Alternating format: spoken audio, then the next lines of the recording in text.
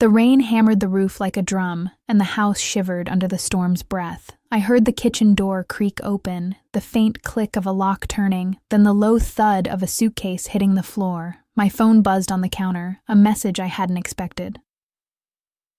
"We need to talk." I stared at the screen, the glow reflecting off the dark windows, and felt the air tighten around my ribs. Who was waiting for me in the hallway, and why did the silence feel like a threat? Before that night, life was a rhythm I could count on. I shared a small apartment with Maya, her laugh filling the cramped kitchen every morning as we brewed coffee together. We were friends who knew each other's habits. She liked her tea sweet. I preferred it black. She kept a notebook on the night, wrote down stray thoughts. I kept a stack of vinyl records by the couch. Our rent was barely covered, but we managed, splitting groceries and taking turns driving each other to work. On weekends, we'd walk the park, watching the sunset paint the skyline, and talk about futures that felt like distant movies. I loved the way her eyes lit up when she described a new project, and I liked that she never asked for more than I could give. We were both 27, still figuring out what settled meant, but we trusted each other enough to share the small victories and the bruises. The night before the storm, we sat on the couch, the TV flickering, and she whispered, "Do you ever feel like something is slipping away?" I shrugged, feeling the weight of the question settle between us. Did I really know how deep her worries ran? The first shift came as a whisper in the hallway, a soft knock that seemed louder than the thunder outside. Maya stood there, holding a small envelope, her hands shaking just enough to make the paper rustle. "I got a job offer," she said, eyes flickering to the window where the storm painted the street with darkness. "It's in another city, and it's a lot of money." I felt a knot tighten in my chest, the word money echoing against the hollow space inside me. I asked, "What does that mean for us?" She didn't answer right away, just stared at the rain, as if the droplets were counting down something. The night grew colder, and the radiator rattled, sending a shiver up my spine. I could feel the walls of the apartment closing in, the familiar smells of incense and roasted coffee now tasting like ash. My mind raced. Could I let her go, or would I try to hold on to the fragile routine we'd built? The thought of her packing a suitcase felt like a betrayal of every shared sunrise. I heard the distant siren of an ambulance, a reminder that life could change in an instant. Was I ready to make a choice that would reshape everything? Days slipped into each other, each one layering a new secret on top of the last. Maya started staying late at work, the office lights spilling onto the street at odd hours. She would come home with a faint perfume I didn't recognize, and sometimes she'd whisper into the phone, "Yes, I'll be there." I tried to ask, but my voice caught and I settled for a nervous laugh. One night, while she was in the shower, I heard a soft click of the back door unlocking. A car pulled into the driveway, its engine humming like a cat. I saw a silhouette in the hallway, a man in a dark coat, his shoulders hunched. He turned, and for a second I thought I recognized the eyes, but they were drowned in the flicker of the hallway light. I felt my heart pound against my ribs, a frantic drumbeat that refused to stop. I called out, "Who's there?" The man didn't answer, just slipped past me, disappearing into the kitchen. The faucet was still running, the water echoing around the tiles, and I realized I'd never seen this stranger before. Was he a friend of Maya's or something else entirely? The next morning, Maya left a note on the kitchen table. "I need you to be honest. I'm scared." I stared at the ink, the letters trembling under the dim light. I could feel the weight of unspoken words pressing down on me, a pressure that made my throat tighten. I found her self-answer bill with a name I didn't recognize, a payment to a company that dealt in consulting services. My mind scrambled for explanations. I confronted her, and she finally spoke, her voice barely a whisper. He's my brother. He's in trouble." The words hit me like a cold wave, and I could see the fear in her eyes, reflected in the storm outside glass.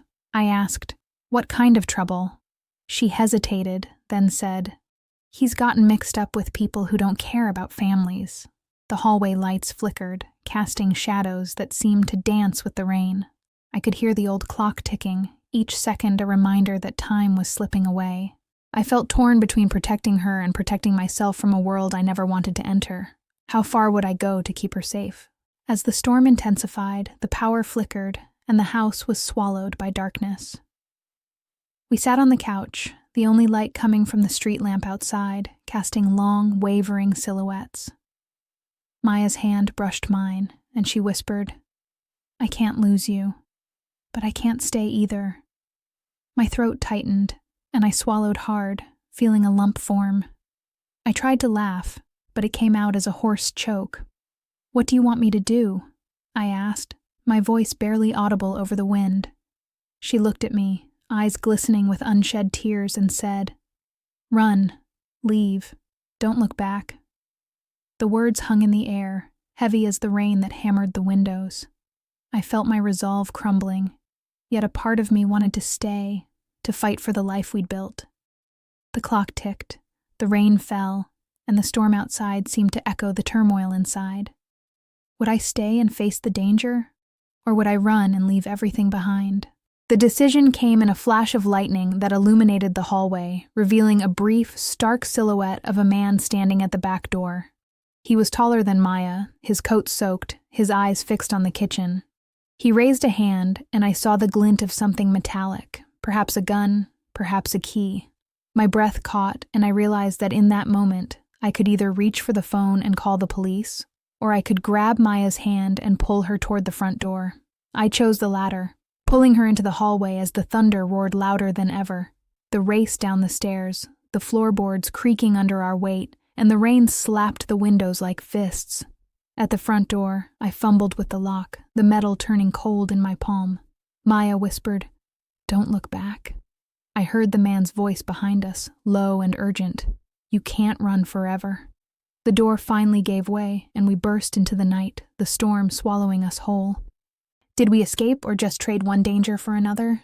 The aftermath was a blur of police lights and whispered accusations. The next morning, the apartment was empty, the silence louder than any storm. Maya's phone lay on the kitchen counter, a single missed call from an unknown number. I stared at it, the screen reflecting my own gaunt face. The police came, their uniforms crisp, their questions sharp. "Did you see anyone?" they asked, and I could feel the weight of each answer pulling at my conscience. I hesitated, then said, "I saw a man, but I don't know who he is." The officer's eyes narrowed, a flicker of suspicion crossing his face. My heart hammered, each beat echoing the rain that still pattered against the windows. I could feel the guilt gnawing at me, a relentless ache that refused to subside. Maya's absence left a hollow space in the apartment, as if the walls themselves were breathing out. I walked through rooms that smelled of old coffee and now felt cold, each step a reminder of what I'd lost. The night's storm had passed, but the clouds of doubt lingered, heavy and unyielding. Would I ever find peace with what happened? Weeks later, I found a note slipped under my door, written in Maya's familiar hand. "I'm sorry. The night left a scar I can't heal." I read it in the dim light of my hallway, the paper trembling as if it shared my fear. I folded it slowly, feeling the weight of every word press against my chest.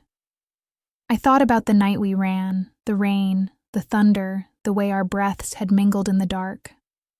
I realized that the storm had changed more than the weather. It had shifted the ground beneath my feet. I could feel the ache in my ribs, a reminder that some wounds never fully close. Yet, in that quiet moment, I also felt a strange calm, a quiet acceptance that the past would always be a part of me, even if the streets we walked together were now empty. I wondered if Maya ever found the safety she sought, or if she, too, was haunted by the night's echo. The house felt smaller now, the silence louder, but I could finally breathe without the weight of a secret pressing down. The night still visits me in dreams, the sound of rain on glass, the flash of lightning, the feel of a hand slipping away. I wake up with the taste of salt on my tongue, the memory of a promise unkept. I smile because I finally understand that some stories are not meant to have neat endings. I carry the scar as a reminder that love can be both a refuge and a battlefield, and if the wind ever whispers your name, I will listen, knowing that the storm changed everything, but it also taught me how to survive. The rain never stops, and neither does the echo of that night.